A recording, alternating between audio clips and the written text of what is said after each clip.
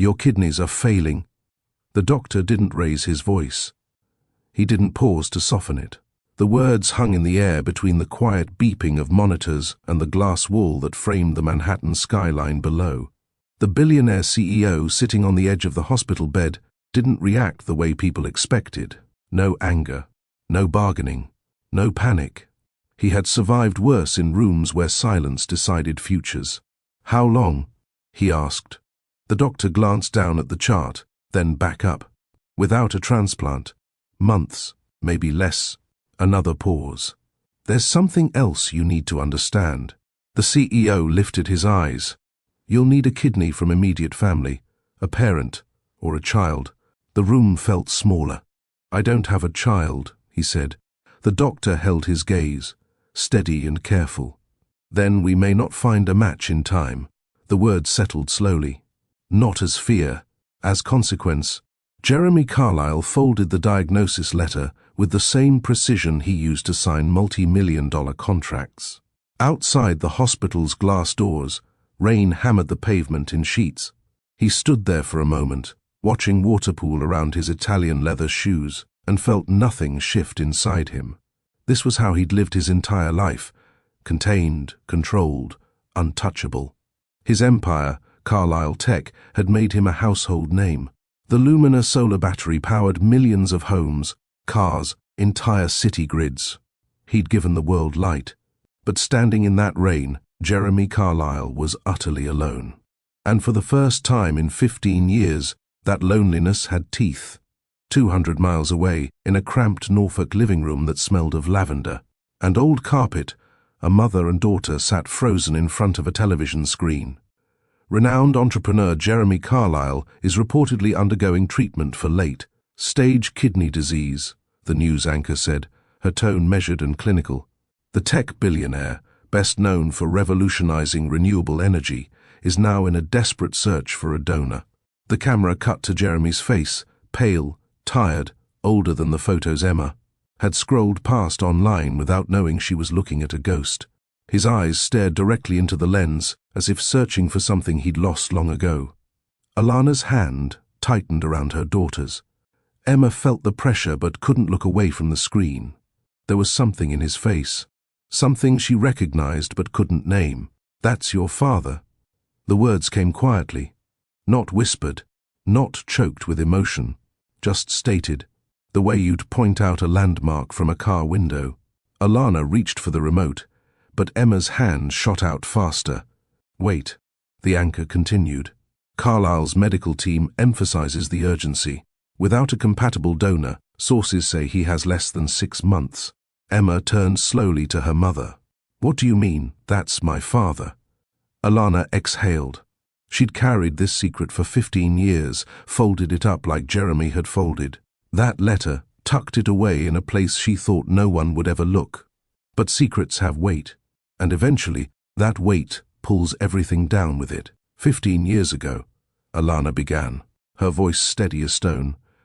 "Your father and I sat in a kitchen not much different from ours. He told me he'd been accepted to study overseas. He wanted the divorce finalized before he left." She paused, watching Emma's face for cracks. "I was pregnant. I didn't tell him." Emma's mouth opened, but nothing came out. The television droned on behind them, filling the silence with stock. Footage of Carlyle Tech headquarters, glass towers reflecting clouds. "Why?" Emma finally managed. "Because he was already gone," Alana said. "Not just leaving, gone. And I thought..." She trailed off, searching for the right words in a moment that had no right words. "I thought it was kinder. For both of you." Emma stood up. She walked to the window and stared out at the quiet street, at the ordinary houses with their ordinary lives, and felt the ground tilt beneath her. Somewhere out there, a man was dying, a man whose blood ran through her veins, a man who had no idea she existed. "He doesn't know about me," she said. It wasn't a question. "No." Emma turned back to her mother, and Alana saw something shift in her daughter's eyes. Something harder, older, more determined than any 15-year-old should have to be. "I need to see him." Alana shook her head slowly. It's not that simple. He's dying, Mom. Emma's voice didn't rise. It didn't need to. And I might be the only person on earth who can save him. The words hung between them like the diagnosis had hung in that hospital room. Heavy, undeniable. True. Alana looked at her daughter, this girl she'd raised alone, this girl who had Jeremy, his eyes and her own stubborn heart, and knew there was no stopping what came next. Some things, once set in motion, cannot be undone. Some silences, once broken, echo forever. "Get your jacket," Alana said quietly. They left the house together as the television continued its broadcast to an empty room. Somewhere in Manhattan, Jeremy Carlyle stared at his phone, waiting for a call that would never come, and somewhere on a dark highway between Norfolk and the city, a girl who didn't yet understand the weight of grace pressed her forehead against cold glass and wondered if you could save someone who never knew you existed. Can you forgive someone who abandoned you, even if they never knew you were there to abandon? The hospital doors slid open at 6:47 a.m. Emma hadn't slept. Neither had Alana. They'd driven through the night, switching between silence and half-finished sentences that died in the air before they could take shape. What do you say when you're about to meet a ghost? What words exist for a moment like this? The lobby smelled like antiseptic and burnt coffee. Fluorescent lights hummed overhead, casting everything in a pale, artificial glow that made the world feel unreal. Emma's sneakers squeaked against polished linoleum as they approached the front desk. A receptionist with tired eyes looked up from her computer screen. "We're here to see Jeremy Carlyle," Alana said. The receptionist's fingers paused over her keyboard. "Are you family?" The question hung there. Simple, devastating, the kind of question that shouldn't require calculation but did. "Yes," Emma said, before her mother could answer. "I'm his daughter." The receptionist's eyebrows lifted slightly, but she'd worked in hospitals long enough to know that family came in unexpected forms. She typed something, clicked her mouse, then handed them visitor badges. 7th floor, room 714. "But," she glanced at the clock, "visiting hours don't start until 8. You'll need to wait." They sat in plastic chairs near a window that overlooked the parking lot. Dawn was breaking, painting the sky in shades of pink and gold that seemed obscene against the fluorescent sterility inside. Emma watched cars pull in and out, people arriving to visit their sick, their dying, their saved. She wondered how many of them were walking towards someone who didn't know they were coming. "What if he doesn't want to see me?" Emma asked quietly. Alana didn't answer right away. She was staring at her own reflection in the window, seeing the woman she'd been 15 years ago, younger, angrier, more certain that silence was mercy. "Then we leave," Alana said finally. "But Em, you need to understand something." She turned to face her daughter. "Whatever happens up there, whatever he says or doesn't say, it doesn't define you. You came here out of compassion. That's enough." But was it? Emma wasn't sure. Because beneath the compassion, beneath the noble impulse to save a life, there was something else.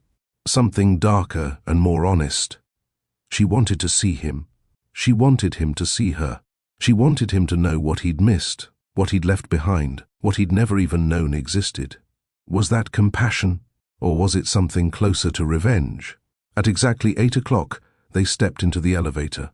The ride to the 7th floor took 37 seconds. Emma counted each one.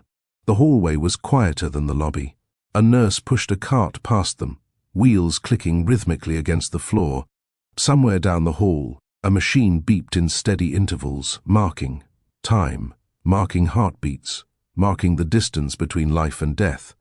Room 714. The door was closed. Through the small window, Emma could see a figure sitting on the edge of a hospital bed, hunched over a manila envelope. Even from behind, even through glass, she recognized him from the news footage. The slope of his shoulders, the way he held himself, contained, controlled, separate from the world around him. Alana's hand found Emma's. Last chance to walk away. Emma shook her head. Some things, once started, have to be finished. Some questions, once asked, demand answers even if those answers destroy you. She knocked. The figure inside went still. Then, slowly, he turned. And for the first time in 15 years, Jeremy Carlyle looked at his daughter. He didn't know it yet. That would come later. But something in Emma's face, the shape of her eyes, the set of her jaw, something coded in blood and bone, made him freeze, made him look twice, made him feel for just a second like he was staring into a mirror that showed him not who he was, but who he could have been. Yes? His voice was rough, unused. Emma pushed the door open. Alana followed close behind, a protective shadow. Mr. Carlyle, Emma began, and immediately hated how formal it sounded, how distant. But what else could she call him? Dad? Father? The man who left before I was born. My name is Emma Mitchell. And this is my mother, Alana. Jeremy's eyes shifted to Alana, and recognition hit him like a physical blow. The color drained from his face. His hand gripped the edge of the bed. Alana. The name came out as barely more than a whisper. Hello, Jeremy. The silence that followed was deafening. It filled the room, pressed against the walls, made the air thick and hard to breathe. Jeremy looked between them, Alana, older but unmistakably herself, and Emma, this girl who couldn't be, shouldn't be, but was. I don't understand, he said finally. Emma stepped forward. Her heart was hammering so hard she thought it might crack her ribs, but her voice came out steady. 15 years ago, you and my mother divorced. You left to study overseas. You started a company. You built an empire. You gave the world light. She paused, watching his face. And you never knew that when you left, I was already here. The words landed like stones in still water. Ripples spread outward, reaching corners of the room that light couldn't touch. Jeremy's mouth opened, closed, opened again. You're telling me, he couldn't finish the sentence, couldn't make the words real. I'm your daughter, Emma said, and I came here because I saw you on the news, because you're dying, and because I might be able to help. The room tilted. Jeremy sat down hard on the bed, manila envelope falling forgotten to the floor. Papers scattered, test results, donor match requirements, probabilities and percentages. That all pointed toward the same conclusion. Time was running out. A nurse appeared in the doorway, clipboard in hand. Mr. Carlyle, I have your... She stopped, taking in the scene. I'm sorry, should I come back? No. Jeremy's voice was hoarse.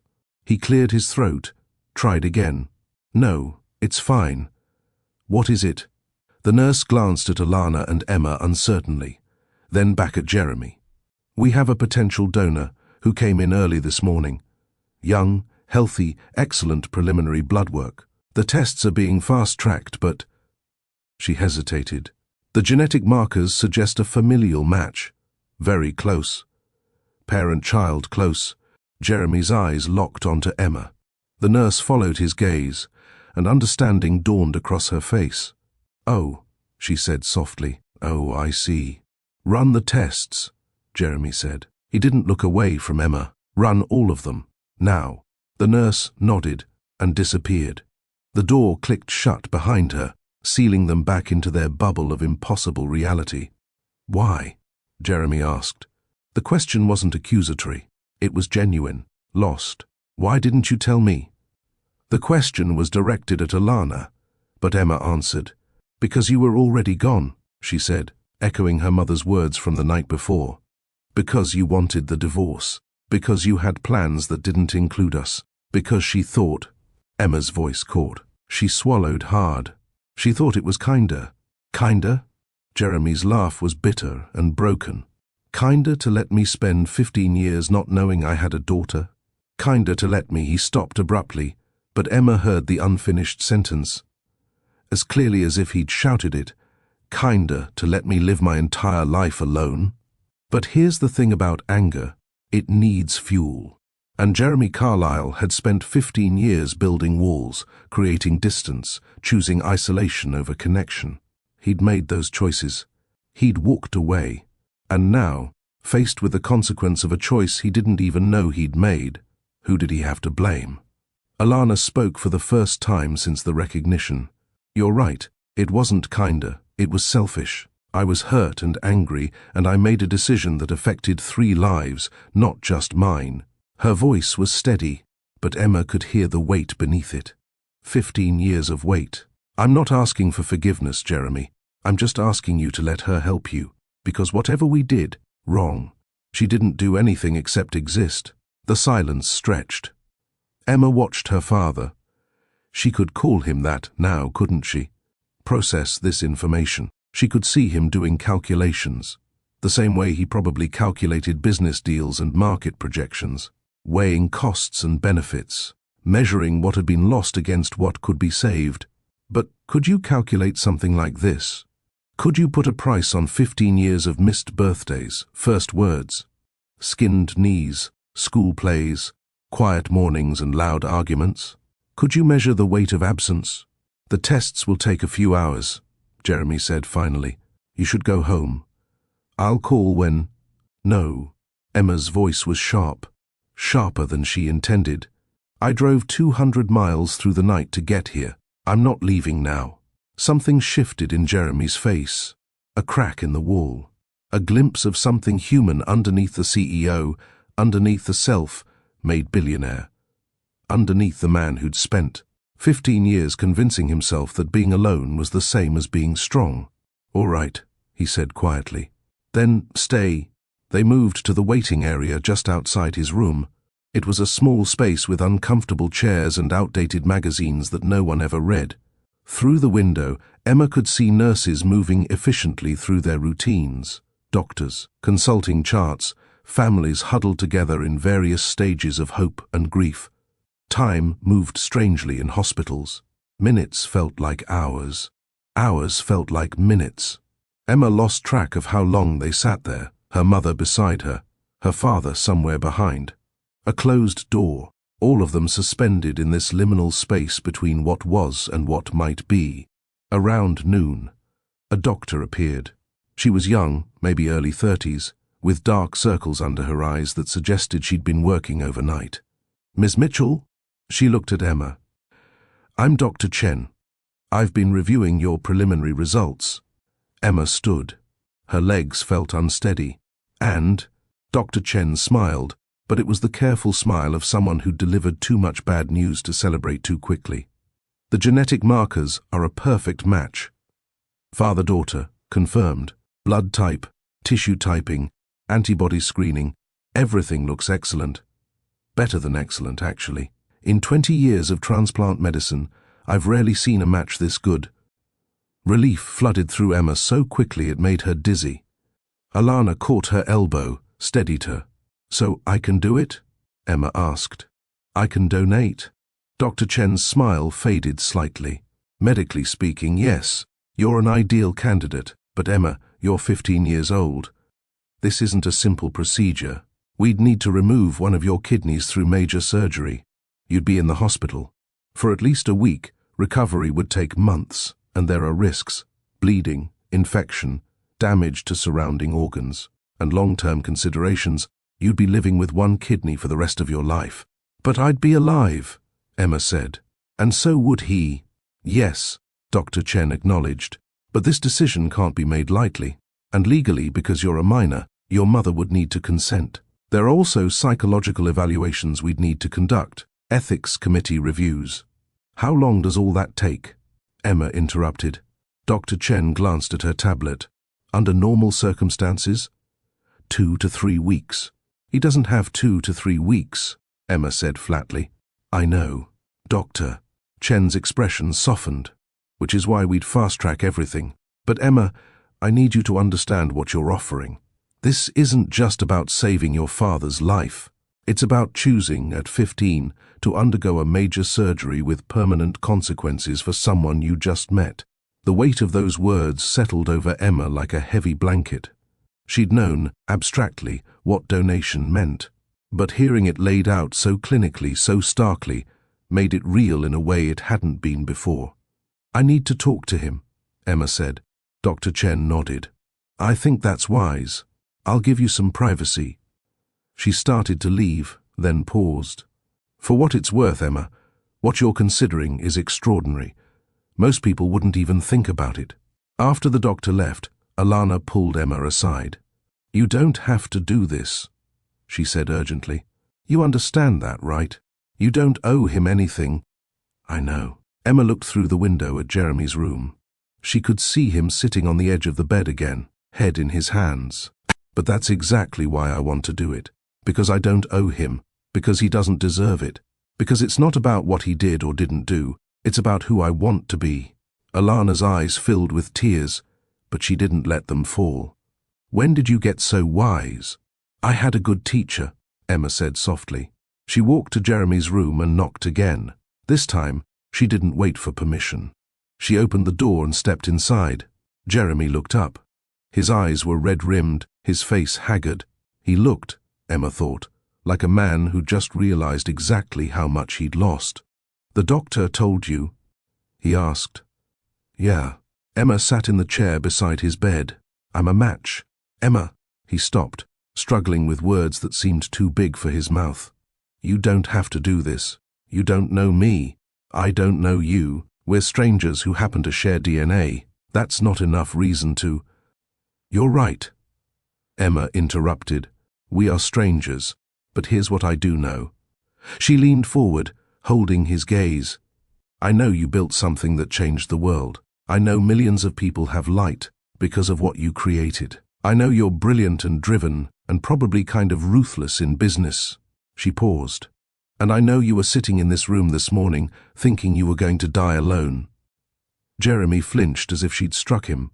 "I also know," Emma continued, her voice softer now, "that my mom made a choice 15 years ago that affected all of us. She kept a secret that maybe she shouldn't have kept. But Jeremy, it was the first time she'd used his name. It felt strange in her mouth, too familiar, and not familiar enough. You made choices too. You chose to leave. You chose your career over your marriage. You chose ambition over connection. Maybe if you'd chosen differently, my mom would have told you about me. Or maybe not. We'll never know. So, this is punishment?" Jeremy asked bitterly. "You saved my life, so I have to live with the guilt?" "No." Emma shook her head. "This is grace. Do you know what that word means? Really means?" Jeremy said nothing. "Grace is getting something you don't deserve, something you didn't earn, something that's given freely without expectation of return." Emma's voice cracked slightly, but she pushed through. "I'm not doing this because you're my father. I'm not doing this because I forgive you for leaving. I can't forgive you for something you didn't even know you were doing. I'm doing this because I can, because I have something you need, because maybe the whole reason I exist is for this exact moment." The words hung between them, raw and honest and terrifying in their simplicity. "But I'm angry too," Emma added, and now the crack in her voice widened. "I'm so angry, Jeremy. I'm angry that I grew up without a father. I'm angry that my mom had to work 2 jobs to keep us fed. I'm angry that you got to build your empire while we struggled to pay rent. I'm angry that you had 15 years of success while we had 15 years of absence. And I'm angry that the first time I get to meet you, it's because you're dying." Tears were streaming down her face now, and she didn't bother to wipe them away. "So no, this isn't about forgiveness. And it's not about family, not the way people usually mean it. This is about me choosing to do something good in a situation that's completely messed up. This is about me deciding that your mistakes don't get to define who I am." Jeremy was crying too, silent tears that he tried and failed to hide. "I don't deserve this," he whispered. "I know," Emma said. "That's the point." They sat in silence for a long moment, 2 strangers bound by blood and circumstance, trying to find something like understanding in the wreckage of 15 years. Finally, Jeremy spoke. "If you do this, if you give me this chance, I need you to know something." He wiped his eyes roughly. "I can't be the father you deserved. I can't go back and be there for your first day of school or teach you to ride a bike or any of the things I should have done. I can't erase 15 years of absence." "I know," Emma said again. "But if I survive this," Jeremy continued, voice strengthening, "if you give me life, I promise I'll try to be someone worth saving. I'll try to be someone you can be proud of, not as a father maybe, but as a person." Emma considered this. It wasn't enough. It would never be enough. But maybe enough wasn't the goal. Maybe the goal was just to be better than nothing. "Okay," she said finally. That afternoon, Emma met with Dr. Chen and a hospital psychologist, a middle-aged woman with kind eyes and a gentle voice that Emma immediately distrusted. People with gentle voices, she'd learned, usually asked the hardest questions. "Emma, I want you to think about the future," the psychologist said. "You're 15 now, but you're going to be 25, 35, 45. You're going to live most of your life with one kidney because of a decision you made as a teenager. How do you think you'll feel about that choice in 20 years? Emma thought about it. Really thought about it.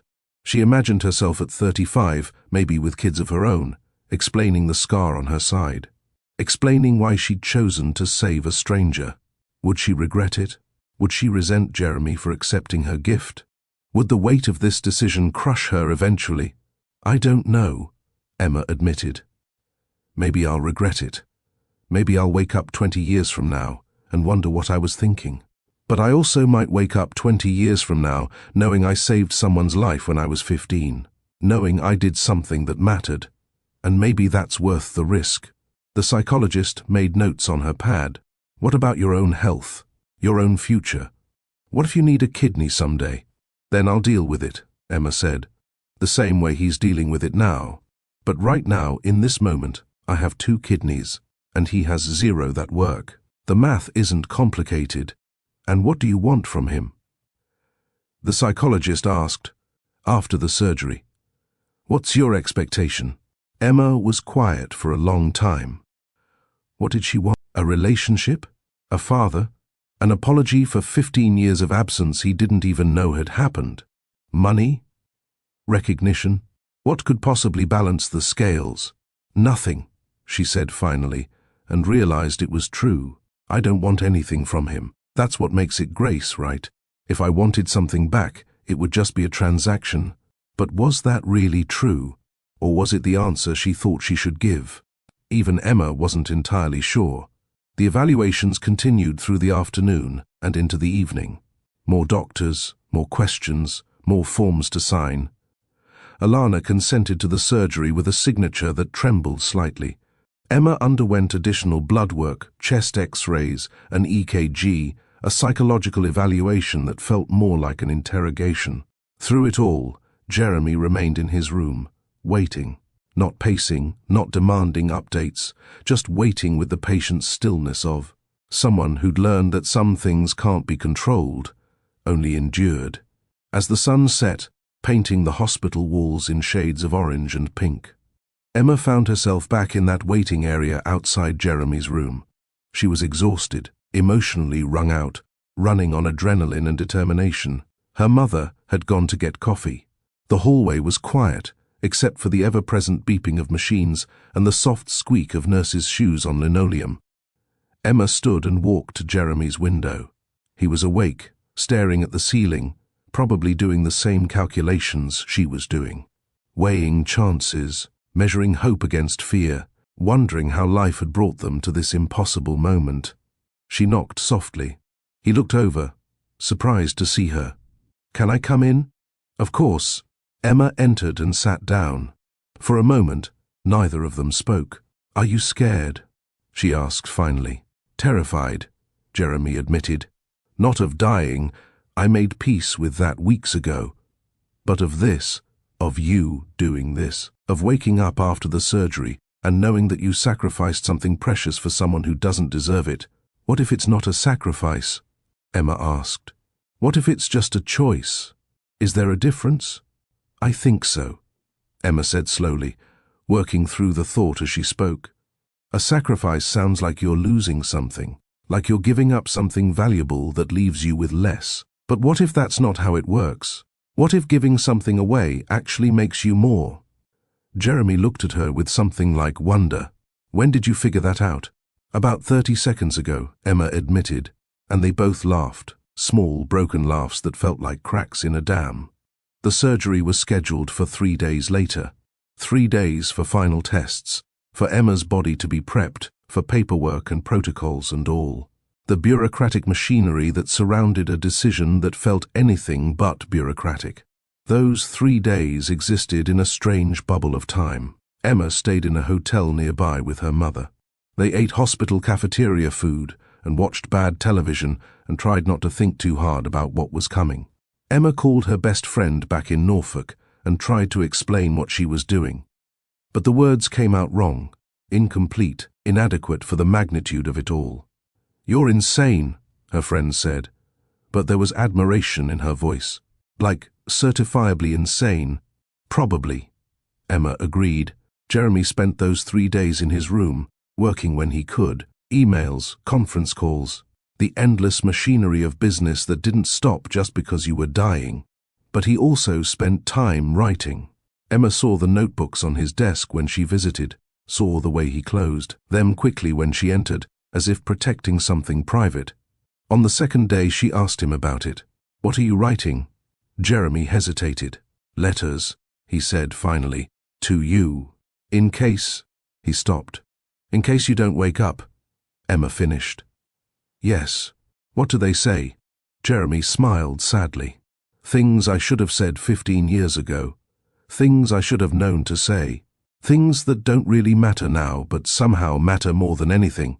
Emma wanted to ask if she could read them, but something stopped her. Those letters were his, written from a space of fear and regret that she couldn't fully understand.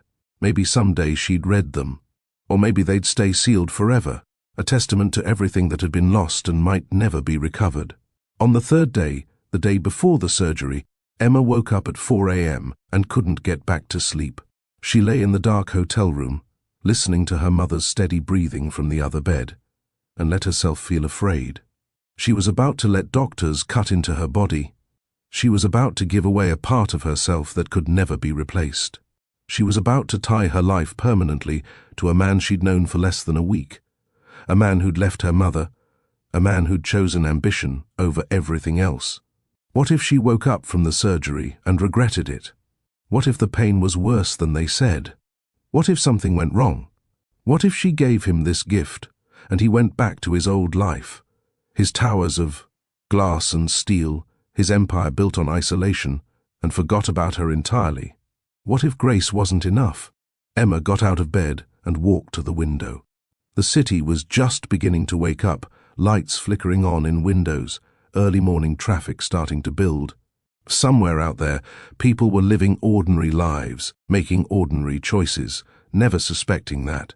In a hospital room a few miles away, a 15-year-old girl was about to do something extraordinary. Or maybe it wasn't extraordinary at all. Maybe it was just human. Maybe this was what people did.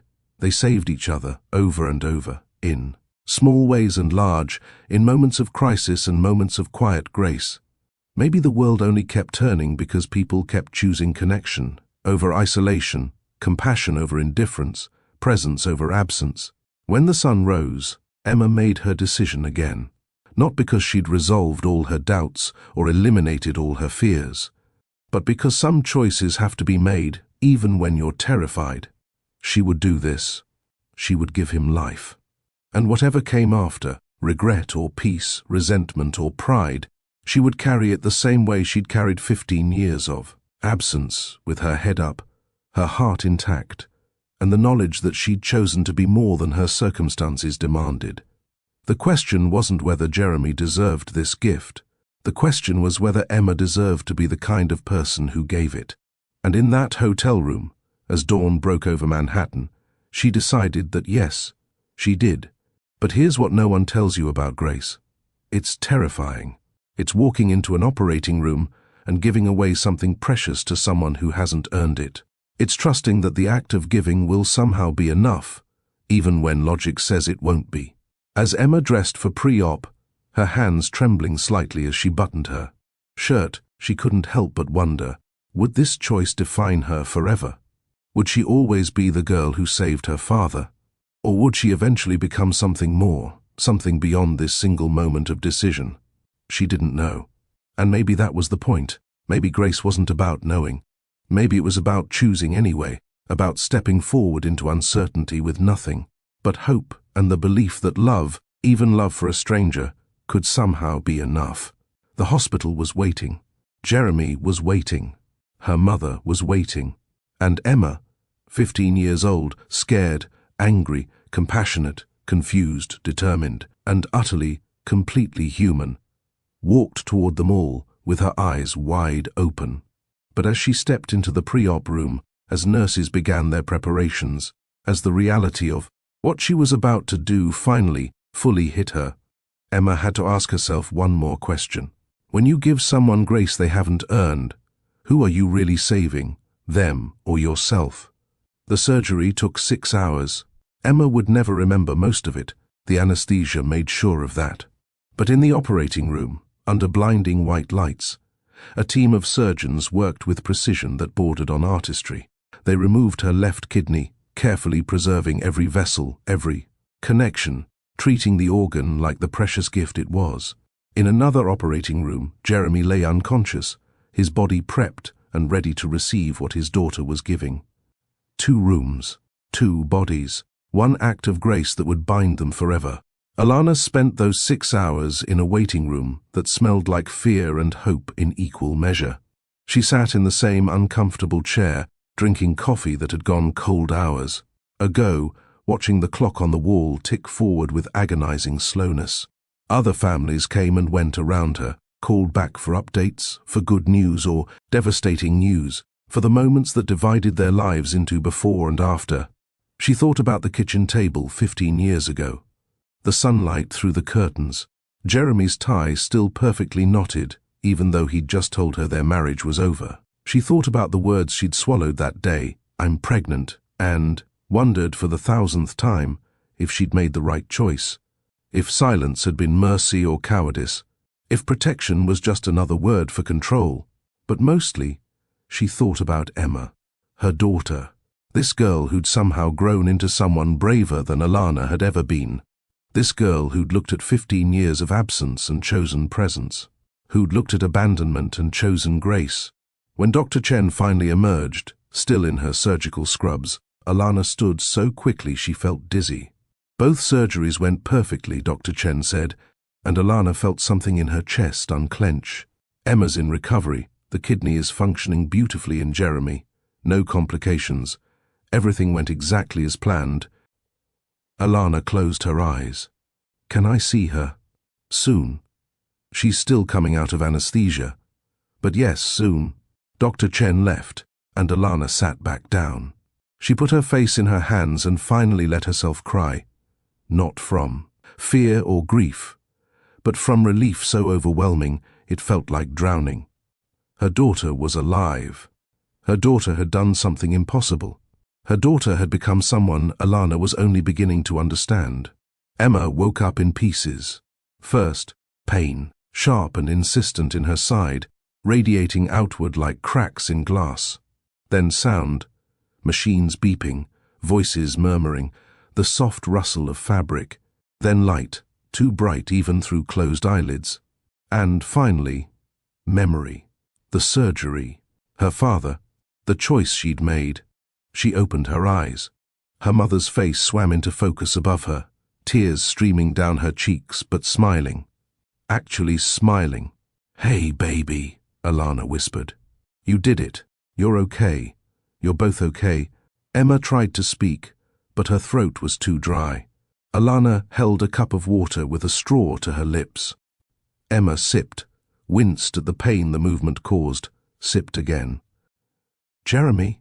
She managed. "He's alive. The kidney is working. Dr. Chen says it's one of the most successful transplants she's ever seen." Alana stroked Emma's hair back from her forehead. "You saved him, Em. You actually saved him. But had she? Or had she just delayed the inevitable? Had she given him life? Or just time? And what was the difference, really, when you thought about it? Wasn't all of life just borrowed time? Just a series of delays against the inevitable darkness? Emma closed her eyes again. The pain medication was pulling her back under, down into depths where questions couldn't follow. She let herself sink. The next time she woke, it was dark outside. The hospital room was quiet except for the machines. Her mother was asleep in the chair beside her bed, head tilted at an angle that would leave her neck aching. Emma watched her for a moment, this woman who'd carried so many secrets for so long, and felt a surge of love so intense it almost eclipsed the pain in her side. "Mom," she whispered. Alana woke instantly, the way mothers do. "What is it? Are you in pain? Should I call the nurse?" "No, I just—" Emma paused, searching for words. "Thank you for letting me do this, for bringing me here, for all of it." Alana's eyes filled with tears again. "You don't have to thank me, Em. You're the one who—" "No," Emma interrupted. "You gave me the biggest gift anyone ever could. You raised me to be someone who could make this choice." "That's not nothing, Mom. That's everything." They held hands in the darkness, mother and daughter, bound by blood and choice, and 15 years of love that had somehow been enough, even when everything else wasn't. 3 days passed before Emma was strong enough to leave her bed. 3 days of pain management and physical therapy and nurses checking her vitals every few hours.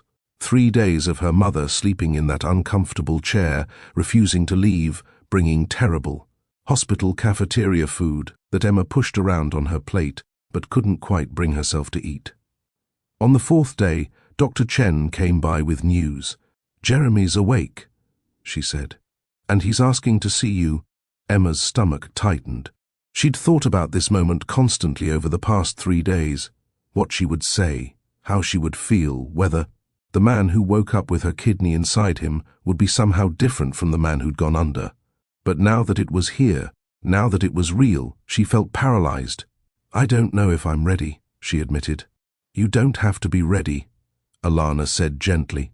"You just have to be willing." So Emma let the nurses help her into a wheelchair. Her side still screamed with every movement, the incision still angry and fresh, but she gritted her teeth and endured it. They wheeled her down the hallway, past other rooms filled with other patients, fighting other battles, until they reached room 714. The door was open. Jeremy sat propped up in his bed, looking better than he had any right to look for someone who just had major surgery. Color had returned to his face. His eyes were clearer. He looked, Emma thought, like someone who'd just been given a second chance at life. Because he had been. He saw her in the doorway, and something passed across his face, joy and guilt and gratitude, and shame all mixed together in an expression so complicated Emma couldn't begin to parse it. "Emma," he said softly. The nurse wheeled her closer. Alana stayed by the door, giving them space but staying close enough to intervene if needed. Protective, always protective. "Hey," Emma said. It came out smaller than she'd intended. "Hey," Jeremy echoed. Then, after a pause, "Thank you feels insufficient. It feels insulting, actually. Like trying to repay the sun for rising." "You don't have to thank me," Emma said, and realized she meant it. "I didn't do it for gratitude." "I know." Jeremy's voice was rough with emotion. "That's what makes it—" He stopped, searching for the word. "Devastating. You gave me something I didn't earn, didn't deserve, can never repay. Do you have any idea how that feels?" "No," Emma admitted, "but I'm starting to understand grace from the other side, the giving side, and maybe that's harder than receiving it." They sat in silence for a moment. Through the window, Emma could see the city stretching out below them, millions of people living millions of lives, most of them never knowing that in this room something rare and precious and terrifying had just happened. "What happens now?" Emma asked finally. Jeremy shook his head slowly. "I don't know. I've spent my entire adult life knowing exactly what comes next, planning 5 moves ahead, controlling every variable. But this—" He gestured vaguely between them. "I have no playbook for this, no strategy, no plan." "Maybe that's okay," Emma said. "Maybe we just figure it out as we go." "Are you always this wise?" Jeremy asked, and there was something in his voice, not quite humor, but something adjacent to it. Something that suggested he might, someday, be capable of lightness again. "Only on Tuesdays," Emma replied. "The rest of the week I'm a disaster." This time, he did smile. Small, but real. Dr. Chen appeared in the doorway. "I hate to interrupt, but Emma needs to get back to her room. She's still recovering too." Emma nodded.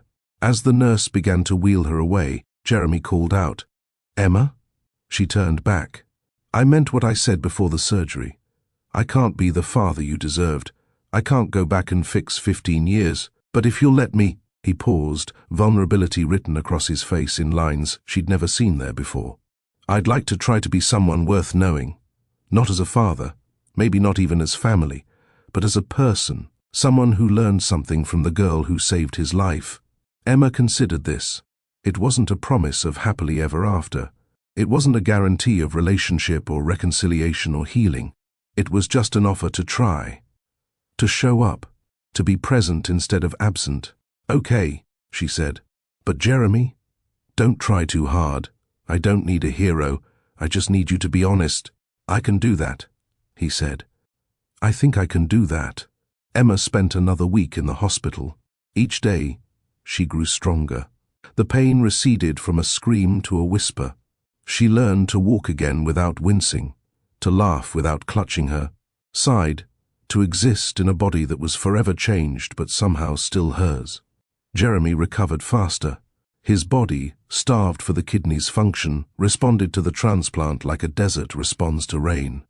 Within days, he was walking the halls, color fully returned, talking about discharge dates and physical therapy, and returning to work.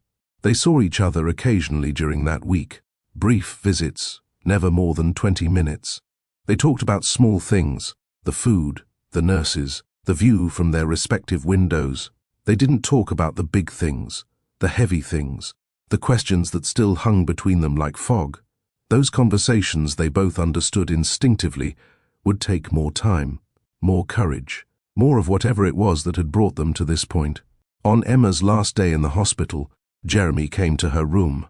He carried a small package wrapped in plain paper. "I wasn't sure if I should give you this," he said, setting it on her bedside table. "But I wanted you to have it anyway." Emma unwrapped it carefully. Inside was a notebook, expensive, leather-bound, the kind of thing she'd never buy for herself. She opened it to the first page. In Jeremy's neat, precise handwriting, it said, "For Emma, a place to write your own story." The rest of the pages were blank, waiting, ready for whatever she chose to fill them with. "It's perfect," Emma said, and meant it. "There's something else." Jeremy pulled an envelope from his jacket pocket. "This is a trust fund, for college, or whatever you want to use it for. It's not payment. I could never pay you for what you gave me, but I want you to have options. I want you to have choices. The kind of choices I had, and probably didn't appreciate enough." Emma stared at the envelope. Part of her wanted to refuse it, to prove that she really had done this for the right reasons, that grace didn't come with a price tag. But another part of her, the practical part, the part that had watched her mother work 2 jobs, the part that understood what money meant when you didn't have it, knew that refusing would be its own kind of pride. "Thank you," she said, taking the envelope. "I'll use it well." "I know you will," Jeremy said, "because you're already someone better than I ever was at 15. Better than I am now, probably." They looked at each other, this father and daughter who were strangers and somehow more than strangers, tied together by blood and surgery, and a choice neither of them could take back. "Will I see you again?" Emma asked. "After we leave the hospital?" Jeremy was quiet for a long moment. "Do you want to?" Emma thought about it. Honestly thought about it. "I don't know yet," she admitted. "Maybe. Someday. But I think we both need time to figure out what this is. What we are to each other." "That's fair," Jeremy said. "Take all the time you need. I'll be here. I'll be alive thanks to you. And that means I have time now. Time I didn't have before." He stood to leave, then paused at the door. "Emma? One more thing." "Yeah? You asked me once if I was scared. I said I was terrified of you sacrificing something for someone who didn't deserve it." He smiled sadly. "I'm still terrified, but I'm also grateful. And I'm going to spend the rest of my life trying to deserve what you gave me, even though I know I never fully will." "Good," Emma said. "Trying is enough." Alana and Emma left the hospital on a Tuesday morning. The sun was bright, almost aggressive in its cheerfulness. and Emma had to squint against it as the nurse wheeled her to the entrance. Hospital policy, everyone left in a wheelchair, even if they could walk. The car ride back to Norfolk was quiet. They'd said everything that needed saying, and now they were both just tired, bone-deep tired, the kind of tired that comes from making impossible choices and living through them. As they drove past the city limits, as the glass towers gave way to smaller buildings and then to highway and finally to the familiar landscape of home, Emma pressed her hand against the window. She was different now, forever changed. She'd given away a part of herself and somehow felt more whole because of it. "Do you regret it?" Alana asked suddenly. "No," Emma said without hesitation. Then, more thoughtfully, "Maybe I will someday. Maybe when I'm 30 and dealing with complications, or 40 and watching my own kids, and wondering what kind of grandfather Jeremy would have been if things were different. But right now, no, I don't regret it. I'm proud of you," Alana said quietly. "More proud than I've ever been of anything in my life." Emma reached over and took her mother's hand. "I know, Mom. I know." In the weeks that followed, life returned to something resembling normal. Emma went back to school, her scar hidden beneath her shirt, her story known only to a few close friends. She made up the work she'd missed. She tried out for basketball and made the team. She applied for summer camp with the confidence of someone who knew she could handle whatever came next. The trust fund sat in an account, gathering interest, waiting for college or travel, or whatever dreams Emma chose to pursue. She looked at the balance sometimes, late at night, and felt the weight of it. Not just the money, but what it represented. A father, trying to be present in the only way he knew how. A gift given with no strings attached. An acknowledgement that what she'd done mattered. Jeremy sent cards occasionally. Birthday cards, holiday cards. Short notes that said things like, "Hope school is going well and thinking of you." They weren't deep. They weren't particularly emotional, but they were consistent. They showed up. And maybe that was enough. Maybe presence didn't have to be perfect to matter. 6 months after the surgery, Jeremy called. Emma almost didn't answer. She was in the middle of homework, and the unfamiliar number on her screen gave her pause. But something made her pick up. "Hello, Emma. It's Jeremy." A pause. "Is this a bad time?" "No," Emma said, closing her textbook. "It's fine." "What's up?" "I wanted to let you know I'm stepping back from the company, not retiring completely, but taking a less active role, hiring a CEO to handle day-to-day operations." He sounded nervous, like he wasn't sure how she'd react. "I've been thinking about what you said, about trying to be someone worth knowing, and I realized I can't do that if I'm married to my work." Emma didn't know what to say. This was the man who'd built an empire, who'd chosen his career over everything else. And now he was choosing differently. "What will you do instead?" she asked. "I don't know yet," Jeremy admitted. "Maybe travel, maybe volunteer, maybe just figure out who I am when I'm not a CEO." A pause. "Maybe, if you're willing, spend some time getting to know my daughter." Emma's chest tightened. "I'd like that," she said softly. "Not all at once, not like flipping a switch, but gradually, carefully." "Gradually and carefully sounds perfect," Jeremy said. "Thank you, Emma, for everything, but especially for this." They talked for a few more minutes, about school, about the company, about nothing and everything. When Emma hung up, she sat for a long moment, phone in her hand, staring at the blank wall of her room. Her mother appeared in the doorway. "Was that him?" "Yeah. How do you feel?" Emma thought about it. "Hopeful," she said finally. Scared, uncertain, but hopeful. Alana sat on the edge of Emma's bed. "You know what you did, right? You didn't just save his life. You gave him a chance to be someone different, someone better." "That's not nothing." "I know," Emma said. "But Mom, I think I saved myself too. I think maybe we all saved each other." And maybe that was the truth of grace. It didn't just change the person who received it. It changed everyone it touched. It rippled outward in ways you couldn't predict or control, reaching into corners you didn't even know existed. A year after the surgery, Emma stood in front of her bathroom mirror, examining the scar on her side. It had faded from angry red to pale pink, a permanent reminder of the choice she'd made. She traced her fingers along it, feeling the raised tissue, the evidence that her body had been opened and something precious removed. But she didn't feel less. She felt more aware, more compassionate, more certain that she was capable of hard things. Jeremy had visited twice that year. Awkward visits at first, both of them navigating the strange territory of building a relationship from scratch. But gradually, slowly, they'd found a rhythm. They'd never be a typical father and daughter. Too much time had passed for that, too much absence that couldn't be erased. But they were something real and honest and worth protecting. In the city, Jeremy opened the curtains of his apartment. He'd sold the mansion, downsized to something more manageable, and watched the sunrise. He thought about the girl who'd saved him, the woman who'd kept her secret, the 15 years he'd spent building everything except the things that mattered. He couldn't go back, couldn't undo the choices he'd made or recover the time he'd lost. But he could move forward. He could show up. He could be present. He could try, every day, to deserve the gift he'd been given.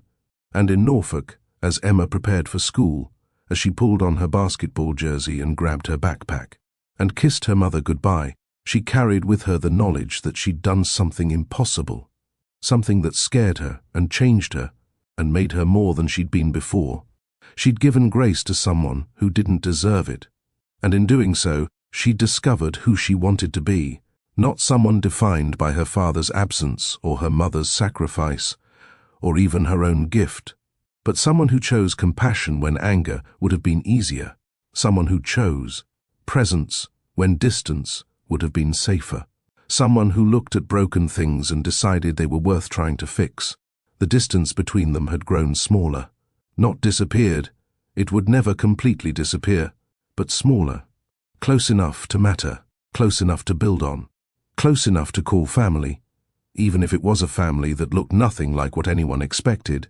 And maybe that was the real story, not the surgery or the reunion or even the grace itself, but what came after, the slow, difficult work of choosing each other, day after day, moment after moment, without the drama of life and death to force their hands, the quiet work of showing up, of being present, of transforming silence into something that sounded almost like love. So let me ask you this. If you were given the chance to save someone who abandoned you, someone who didn't even know you existed, would you do it? Would you give them grace they haven't earned, forgiveness they haven't asked for, a second chance they don't deserve? And more importantly, who would that choice make you? Because here's what Emma learned, what Jeremy learned, what maybe all of us need to learn. Grace isn't about them. It's about you. It's about deciding who you want to be when life gives you every reason to choose bitterness instead. So tell me in the comments, have you ever given grace to someone who didn't deserve it? Have you ever been on the receiving end of grace you didn't earn? Share your story, because maybe that's how we save each other, not with kidneys and operating rooms, but with stories that remind us we're all struggling with the same impossible question: how do we love people who've hurt us? How do we choose presence over absence? How do we close the distance?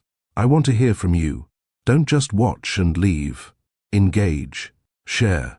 Tell me about a time you chose compassion over anger, forgiveness over resentment, grace over justice. Because your story matters, your choice matters, and maybe, just maybe, it'll inspire someone else to make the same choice. And if this story moved you, if it made you think or feel or question, hit that subscribe button. Because we're building something here, a community of people who believe that stories have power, that grace is possible, that the distance between us can be crossed if we're brave enough to try. The story doesn't end here. It never really ends. It just keeps going. One choice at a time, one act of grace at a time, one closed distance at a time. What's your next choice going to be?